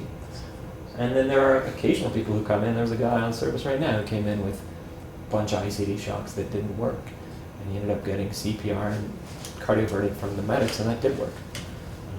So think of these as very good at terminating ventricular tachycardia, but not perfect. So if you see somebody that comes in and you're in the ER and they have a device and they're in VT, you're not done. You need to sort of figure out, okay, is this a VT that I need to do something about or not? And not all is. Some people are really stable and you have some time to think about it, etc. Does anybody know how, let's say you have somebody and they're just getting shocks from their device and you don't want them to. How do you stop that from happening? How do you guys stop that from happening? Yeah, where do you find magnets? That's a good question for you. Well, at least they used to be kept in both of the supply rooms. And every code card should have one stuck to the side of it. You should be able to find a magnet on the code card. Put it over the device. What does that do to the defibrillator? It's a back and it's, It what? sorry. Doesn't it turn the device off? It turns the tachy-therapies off. So it turns the shocks and the ATP off. Okay? So if you want to, and it's a conscious decision. If you want to stop this person from getting shocked because he's stable and he has an LVAD and you want to get him sedated and comfortable, and you don't want him to keep getting shocks from his device, you can put a magnet on it and temporarily suspend it. Every once in a while the magnet will slip off because they're usually sweaty and diaphoretic, and then they keep getting shocked again. So you got to make sure it stays on there if you want it. And give us a call and we'll come figure it out. All right, what do you get from an interrogation? This is a lot of information, I know. So you can imagine that you need to deliver energy to the end of a pacing wire to capture the heart. And you need to deliver enough energy to capture the heart, not too little and not too much. If you deliver too much, you chew through battery life. If you deliver too little, you're just delivering pacing spikes and you're not actually pacing the heart. Okay? So there's something called the capture threshold, and that means how much voltage does it take to capture the heart. You guys are all familiar with this, with temporary pacers, all right? And we set these and we test them every time we interrogate the device. Okay? Most devices nowadays have automatic capture threshold settings enabled, so they will automatically test this, often in the middle of the night, and you'll wonder why they're getting paced all of a sudden, and then you see a dropped beat, and you're like, what the heck is going on? It's the auto capture threshold running its nocturnal sequences, okay? Sensing. This is really important. How big are the electrical signals at the end of the lead tip? Okay, if the lead is floating in the middle of the chamber, those electrical signals like QRS or PUF is going to be really small. And you may not be able to distinguish that from noise. Okay? Particularly important in people who have LVADs, who you need to sense arrhythmias. If the sensing is poor, meaning the pacemaker doesn't see R waves that are big enough, sometimes it can't tell what's VT or VF or what's just noise. So let's test how big are the electrical signals. We'll check the settings, make sure that the Brady settings and tachy settings are fine. They don't just change on you though. I mean, these are computers. They don't change without a reason. So if somebody programmed them, if you want to know what they are, that's a good reason to look at it. But it's pretty rare for somebody to have a device malfunction and the settings are all of a sudden wonky. The only time that really happens is people who are at end of life for their batteries. We'll go back to the default battery saving mode. These are important actually. So figuring out how much somebody's pacing is really important for taking care of people. Are they paced in the top chamber all of the time? Are they V-pacing a lot? Do you want them to V-pace? Are there ways to minimize that pacing if you wanted to? In biventricular systems, if they're not paced all of the time, that's a problem. So, we'll be able to see that. And then the events, and again, the events are things that go over the triggers that you've set. They're not event monitors. They don't capture clinical events. You can interrogate a device and be like, why did you pass out today at 2 p.m.? It won't have recorded anything unless there was something that triggered a recording event. Okay? You can't look back in time and say, let me just look back and see what your rhythm was. There's not enough computer space in the thing and battery life for it to do that. So it only records events that trigger an event to be recorded. So, for example, pacemakers will often have a ventricular high rate. Okay, so if you have VT over, or ventricular high rates over 190, for example, it'll just record it and keep it, but it won't necessarily tell you what it was or what the person was doing at the time. It will record atrial high rate episodes, which is how we detect atrial fibrillation. So if you want to know when somebody went into atrial fibrillation, a device interrogation is a nice way to do that. And it will tell you if there have been any therapies delivered for tachycardia. It's very good at telling you about what it did. It's not very good at telling you about what the person was doing at the time. Okay. Questions about programming? All right. Couple things about periprocedural, and then we'll get to some questions and get out of here early. We hate implanting devices on heparin and Lovenox. Those are the two things you should really keep in the back of your mind. It's not impossible, it's doable, but there's almost never an emergent implant indication. So we would vastly prefer to implant them on people who are not on heparin or Lovenox. It's okay to implant on people on aspirin, Plavix, and Coumadin. That's fine. We prefer a therapeutic INR, not a supra-therapeutic INR. But we will delay the case if somebody's on heparin. So plan ahead for that. If somebody's on Coumadin and their INR is 5 and you need to stop it for a couple of days, great. But don't let it drift down until 2. Now they've gone without Coumadin for 5 days. They get their implant, and then tomorrow they're 1.4, and now they need 5 days of bridging heparin. So keep that in mind. Try to keep people therapeutic on their anticoagulation. If you can hold these things, that's fine. But the big offenders of pocket bleeds are heparin and Lovenox. For how many days after the procedure do you want like heparin or 4 or 5 days. 4 to 5 days on the? So it's best not. We generally will just delay until the heparin's off.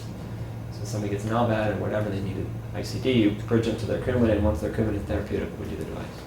But okay, so 4 to 5 days before and 4 to 5 days. No. We just need it off before. Oh. I mean, Lovenox for 12 hours or heparin for. So like the day after you could potentially Yeah. restart subcutaneous. Sub-Q heparin is okay. I think it's Okay. clarified. Heparin drip. Oh, okay. Heparin drip. Therapeutic heparin. Sorry, I'll change this one. How do you know when people are scheduled? The EP chargers will know the workflow. That's a good number to just jot down. If you need to know, hey, what's going on? It's 3 o'clock. We thought she was going today. What's going on? You can page the fellows, but there's 3 of us, and we may or may not know because we may be in different cases.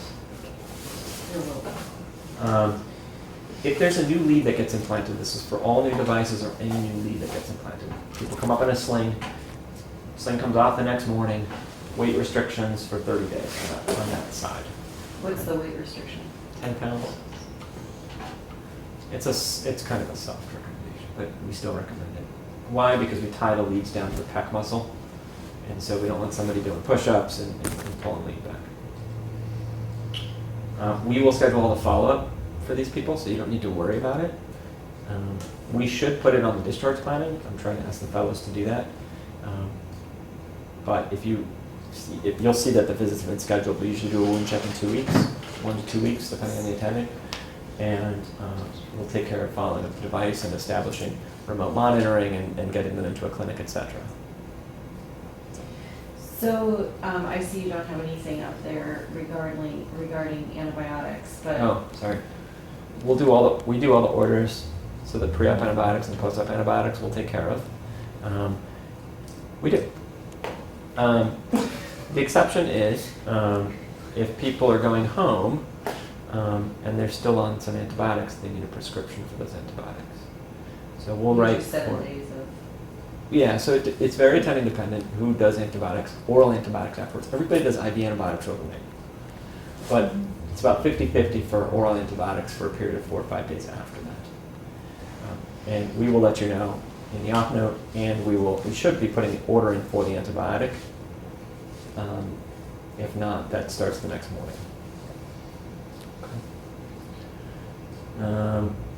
And we've had a request from Chris for me to mention this, that every once in a while somebody goes home and they don't have enough pain medicine. These are generally pretty comfortable procedures, but people need about 20, sometimes 40 Percocet, depending on that amount worth of pain medicine, I should say. And everybody's very variable, so we don't want somebody coming in crying in tears in their follow-up visit because they ran out because somebody gave them 5 Percocet for the pain. It can be uncomfortable, especially the SICD. Do you guys actually give Percocet or do you split it up as oxycodone? We usually do Percocet. We usually do Percocet. Okay, I mean, if Percocet isn't, and you get an idea overnight whether that's going to be enough for them or not, generally speaking. Okay. This is why. This is the big trial that just came out. I promise this is the only data slide I'll show. But continuing warfarin was much better in every subgroup for pocket hematomas, clinically significant pocket hematomas than Lovenox or heparin. So this is why we do devices on anticoagulation, oral anticoagulation, and avoid IV anticoagulation. Okay. This is another clue for you guys. You can always see what the schedule is by clicking on this HOV eProc button and eProcedures, I guess, and type in UW space EPS lab. That will pull up the EP lab calendar. It's almost always accurate, although quick last minute add-ons may not be on there. But all the scheduled stuff will be on here, okay? Tell you who's there, what time, implant, etc. All right, I'm going to show you some tracings. You tell me the pacing mode and how many leads this person has. It's a fun game. How about we go around the room?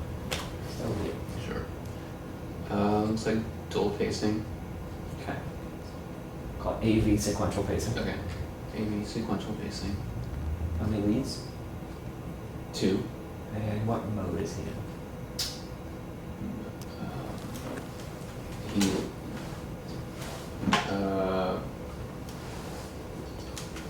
I'm not sure what the mode. I'm not sure what the modes are. So there's VVI, Okay. AAI, Right, DDD, VOO, DDD. DVD. Could be DVI too, but it's DDD. Okay? Good. 2 leads, and this is RV pacing. Okay? What's this pacing like? V pacing. Single chamber pacing. B pacing. How many, single chamber, he's only pacing in one chamber. How many leads does he have?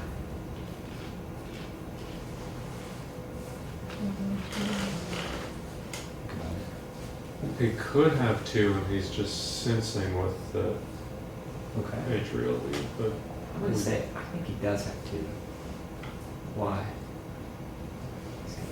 curious. Because it's always a set distance after the P wave. There you go, because he's tracking his P waves. So the only way for you to track P waves is if you sense P waves. So he could have one of these VDD leads, but he has an atrial signal. He's sensing something from the atrial, and he's following the ventricle. Okay. If these were totally dissociated, then he could just have a ventricular lead. Okay. What happens here? So the intrinsic P wave went away, so he started A pacing with those. Let me say it didn't go away. Loss of capture. It did go away. But you don't know if it went away or if he just started, if he slowed down. Okay. But what happened here is the atrial chamber said, wait, I haven't seen a P wave in too long, I'm going to pace. And you don't see a clear P wave here, but you often don't, depending on where the lead is. It's hard to know if you capture atrium you may indeed not have the atrium here, but I don't think you can really interpret that from this slide. You should see a nice P wave in between here. It's possible his atrium is not capturing, but it's weird that he wouldn't have had another P wave there anyway. So would that be a sensing problem, probably, or? Well, I mean, since you're not. it doesn't seem to be a sensing problem because he's not undersensing anything. There's no P wave that So it'd be a capture. he didn't see. Might be a capture problem, but it's probably more likely you're just not seeing a P wave there. That's the most likely. Again, with the auto capture algorithms on, short of a lead dislodgement a day or two after the implant, it's extraordinarily rare for these devices to just stop losing capture, to just lose capture automatically. They generally will recognize that and increase the outputs automatically. Perioperative, all bets are off. Stuff happens in the operating room. And leads end up in weird places and capture can be lost. But short of that, it's really rare for you to just see a lead stop working. You see it with like metabolic problems, like where you get acidosis. Sure. I mean, you can lose capture, but usually what happens is you just get really wide, ugly-looking captured leads. All right, what's this pacing button? A pacing? A pacing. Mm-hmm. Okay. How many leads?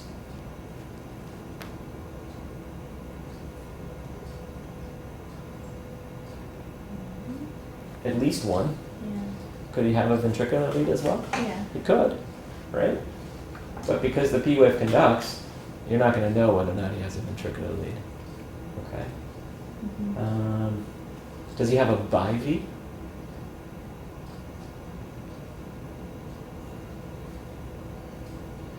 Can you I say from don't think this? so. If it's programmed right, you should be able to say. Two reasons I don't think he has a biv. One, look at how narrow his QRS is, so he shouldn't have a biv if he does. And two, with bivs, you want to beat the ventricular signal. So you should, Should be VP. it should be programmed to pace right here, and you'll just see a pace beat. All right. Name that pacing mode. This is a tricky There's one. your. It's ventricular. Okay, I agree. These are you're talking about these beats here.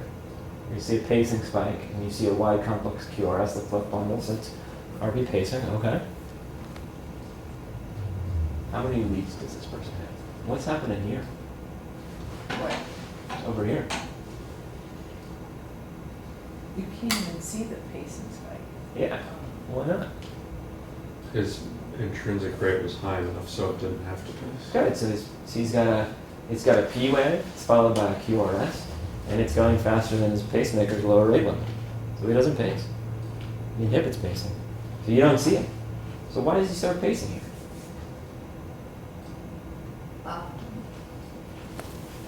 His P wave continues on. So he's not asensed at all. Right, he's purely. Sure. He's not tracking that signal anymore. Right. So in the ventricle, Mhm. on that fourth beat, the QRS came too late for, right? Right. It was waiting for a QRS to come and it never happened, so it. Correct. Correct. And look what actually happens. This is somewhat in between this one and this one. So the cure actually did start to happen, but not before the pacemaker paced. So this is a fusion beat. So the native QRS comes through, pacemaker paces, you get a little bit of a fusion complex. Why? The P waves are slowing down here. And they're slowing down to the extent that the ventricular signal is timing out and saying there's no QRS on that pace. It won't let the heart rate go lower than whatever it's set at. 300, 150, 100, 75-ish. Okay? But you can say that this guy probably doesn't have an atrial lead because if you had an atrial lead, you would start pacing in the atrium first. So this is somebody with a single chamber ventricular pacemaker.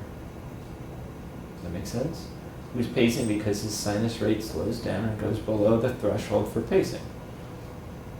How could you change that? Well, you could lower the rate Okay, he clearly has P waves here that would conduct if given the opportunity. Or if he had rate responsiveness and his pacemaker rate is beating his sinus rate, you could turn that off. So why is he set to V-pace in the first place? Because he's got narrow QRSs. I don't know. He must have had a heart block at some point. Oh. Or maybe he's got an ICD, a single chamber primary prevention ICD, and he doesn't have a pacing indication, and the settings are just such that he's pacing. This is unnecessary pacing. It's not necessarily inappropriate, but it's unnecessary. Or maybe he has chronotropic incompetence and was an AFib for a long time, and somebody thought he'd be an AFib forever and just put a single chamber lead in, and now he's got back into, I don't know. I mean, you could theorize a lot of reasons.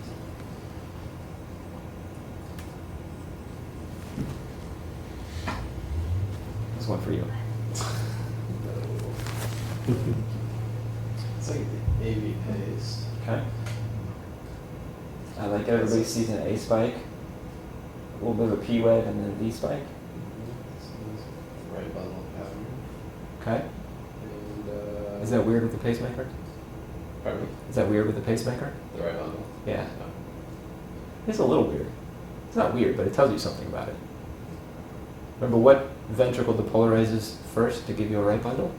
Left. Left. Does that tell you anything about what kind of pacemaker he has? Is it?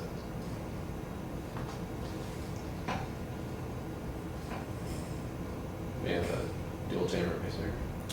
He's got to be pacing his left ventricle to give him the right bundle. Okay, so it's by We can't put a left ventricular lead in by itself. That'd be a little weird. I mean, you could, but it's pretty rare. The other clue here is look at this PR interval. Look at this AV delay. Look at how short that is. It's 120 milliseconds-ish, right? Normal PR interval is 200, less than 200, right? So this guy has atrial pacing and a short PR interval followed by a right bundle looking so he's got QRS, but this is a bi-V pacer with an atrial lead and two ventricular leads. Okay? Got it? One of the clues to bi-V pacing, the teaching point here is that you have an R wave in V1. It doesn't always look this beautiful, but you should have some positive deflection in V1 or an R wave in V1. And that means you're pacing the left ventricle. Why? Because the left ventricle, remember where that lead was on the chest x-ray? It's all the way in the back. When it paces, it sends a signal toward V1. So if you're pacing left ventricle adequately, you should see some electrical signal go forward. So why would this person have the right bundle pattern with IV pacing? Good question. So the bundle branch block pattern only helps us understand where the signal starts. Okay. So if you're blocked in the right bundle, Yeah. you go down the left bundle, and you depolarize from the left ventricle toward the right ventricle. If you have a right bundle branch block, the left bundle branch block, you depolarize the right ventricle through the left. Yeah. Okay? And the QRS follows that. It just points you in the direction where the electrical signal is going. Right to left, left to right. And remember, the right ventricle is sitting right under V1. So the fact that you're seeing the right ventricle, or you're seeing electrical signal travel towards the right ventricle during the QRS complex means that you're pacing from the back of the heart forward. So that's a clue. The other reason is we almost never set people that short with an AV delay with a normal pacemaker because you really only want to pace them if you have to. So if this person had heart block and had just a dual chamber pacer, you'd bump this out. You'd give them an opportunity to conduct that P wave. Because maybe they would, and then you wouldn't need to pace them. So this person would have had a right bundle block at baseline. Good question. 2. What do we know about this person's baseline QRS? Almost nothing, because you've never seen it. You don't see it on bi-V pacing. Yeah. And that's important. You don't know what his underlying QRS is. Presumably, he met indications for a bi-V pacer at some Right. point. You don't know what his QRS actually looks like. And the only way to know that is to actually get in there, turn the pacer off, and see what it is. A lot of these guys will go into AFib, and they'll start conducting what we call because they have VT. But it's really just that underlying left bundle branch block that's beating their pacemaker. Okay? That make sense? think that's the key point of IV pacing is we force pacing in the ventricle, shortening the AV delays or the PR interval, so that we can pace the ventricle every beat from the left to the right.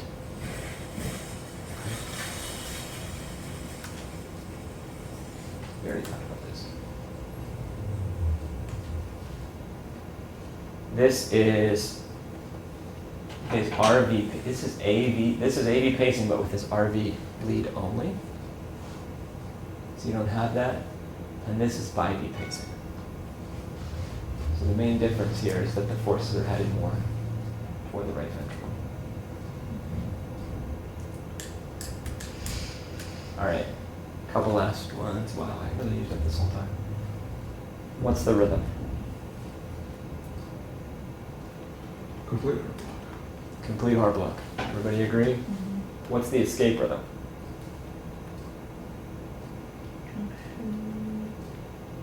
Junctional.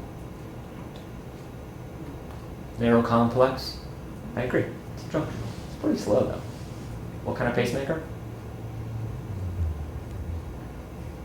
He will need some. Oh wait. You're asking what kind of need? What kind will he need? Let's say it's pretty simple.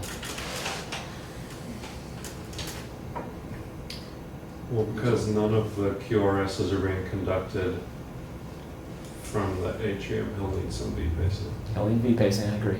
So AV pacing. So does he need an atrial lead as well?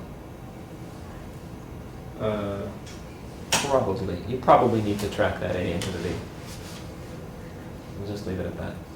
You could get away with just a V pacer. Because his block would be in his Pacemaker system. Correct. Complete heart block is generally below that. It's not low enough that you're getting a wide complex escape rhythm, but it's below the node for sure. Because, yeah, junctional, yeah, so it would have to be below the AV. 94-year-old lady with paroxysmal AFib and syncope. What kind of, actually, what's happening here?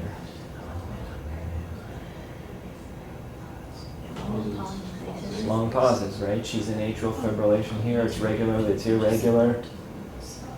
Okay, and then she converts out of AFib, and her sinus node doesn't wake up until here. In this one, it's a nice long pause. So, in this woman, you really only need to pace her during these pauses. And you don't need to track her atrial signal, so she really just needs one lead, a V lead. I suppose you could get away with an A lead as well. In theory, you could, but we just put in a V lead.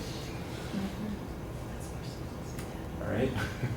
56-year-old guy, RCA infarct, who's hypotensive, just got his stent. He's on your service. He's dizzy. What are you going to do?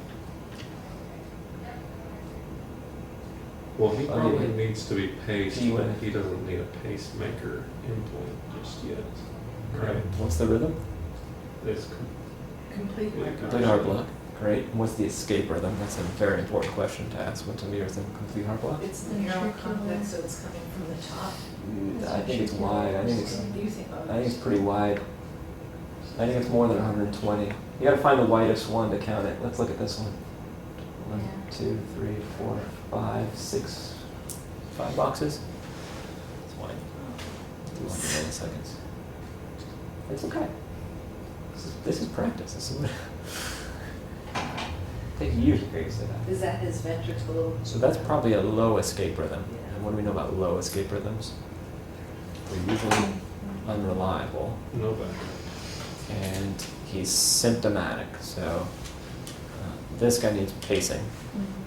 This may get better because he just had an infarct, and right coronary infarcts often get better with time.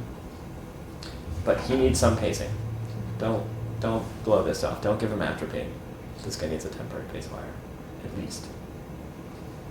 And that's probably a faster, safer thing to do than a permanent pacemaker because that takes more time. I would put the pads on him and be ready to transcutaneously pace him. Can you put temporary pace? Do you take him downstairs? The catalog does that. Okay. 63-year-old guy, ischemic cardiomyopathy, EF 31%, never had VT or VF. biventricular ICD. Wow, that was fast. That was good, I love it. Why? Because he's got a left bundle and Good. an EF less than 35%. Good. And you made the ICD decision because, Primary prevention. Because he needs it for primary prevention, so. because his EF is low. Good. Because the EF is low. I mean, if he had the same ECG and an EF of 45, you might just put pacemaker. Assuming he's been on 3 months mental. I'm not going to get into that today. Yeah. Same clinical history, same person, but this guy, heart failure, has been in AF for 10 years. What kind of device? Class 2 symptoms, EF 31%. ASCD. He needs an ICD. Agreed? You could decide between an SICD or a transvenous ICD. What kind of might be better in him, though?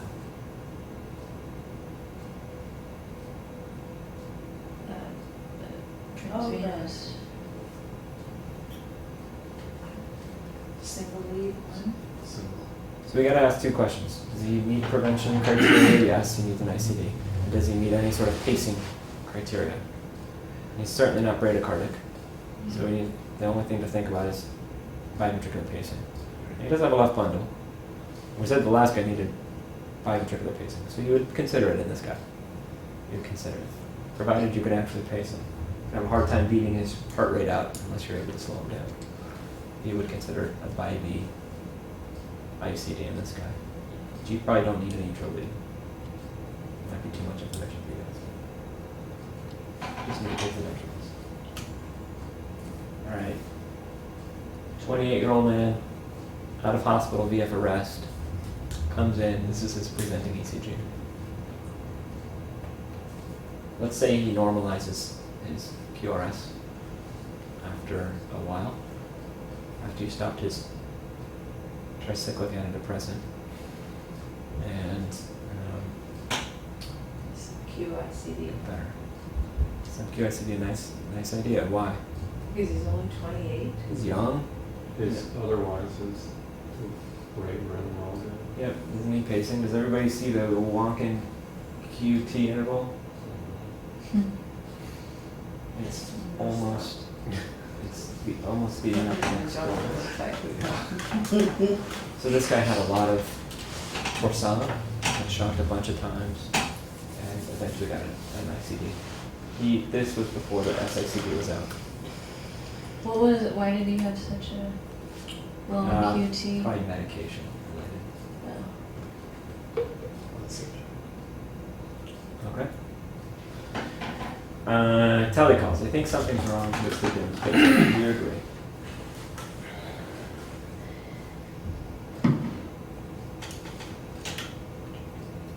Yes. I agree. Okay, what's wrong with it?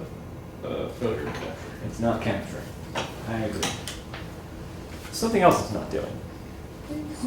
Or senses. It's not sensing. Why? How do you know it's not sensing? It's just It's kind not of. recognizing.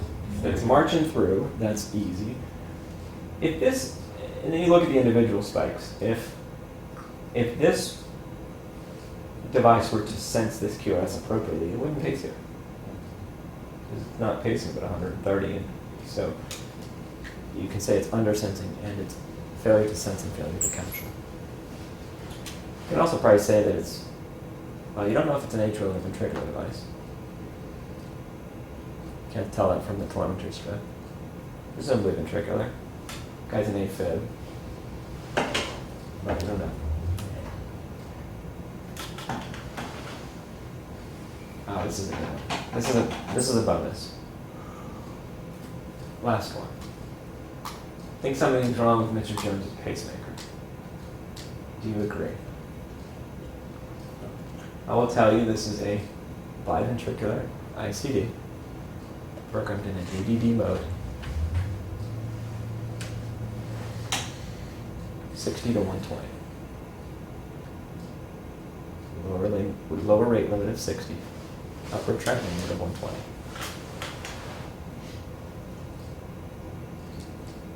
What's It's that? not by me.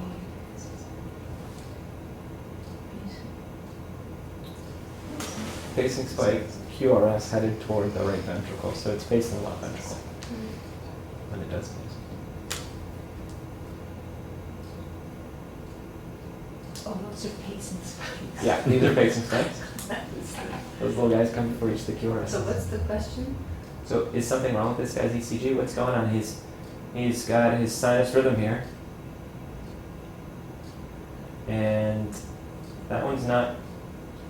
It's some sort of a weird winky bop wackiness. What? I like it. It's called pacemaker winky bok. Why is he pacemaker winky bocking? There's that P must be happening somewhere in some sort of threshold that the pacemaker can't see. Okay. So let's start here. This P wave is sensed. It's followed into the ventricle. Short PR interval makes sense with a bi-V pacer. This one, it's presumably sensed. But look, it takes longer to now follow that into the ventricle. Why? Maybe it's not. I told you he set at 120. The fastest his pacemaker will track base signals into the ventricle. It can't pace here because it would violate the tracking limit rule. So it marches that out. The next one, it happens too soon. It happens so soon that it doesn't pay attention to that P wave and it doesn't transmit. This is normal or abnormal behavior of a pacemaker? It's normal. It's normal pacemaker behavior. It may not be good for the patient. You may want him to track this faster, in which case you need to adjust the settings. There's nothing wrong with this pacemaker. It's capturing, it's sensing, it's pacing, it's doing all the things it should be doing, except that his heart rate's going faster than you've told the pacemaker to track. This is a really common reason for us to get called. Does that make sense to everybody? Pacemaker can't follow fast. It won't pace faster than you tell it, and it won't pace slower than you tell it. Can you tell based on an EKG if someone is dysynchronous? No. Okay. You can say that how wide the left bundle is, and that's a really good estimation of that, but it's not perfect. You can tell on an echo sometimes that they're dysynchronous, but that's not a good way of looking at whether or not a bi-V pacemaker will help or not either. It's really just the left bundle. It's really the only thing that's panned out. Wide left bundles, tons of benefit. Wide right bundles, really wide right bundles, benefit, but you gotta be a little sicker to see that. All right, so hopefully we've learned how to recognize devices on X-ray, indications for bradycardia and ICD therapies, briefly at least. Basics of pacing modes, bradycardia and tachycardia settings, and then what an interrogation can and can't provide in perioperative. Any questions?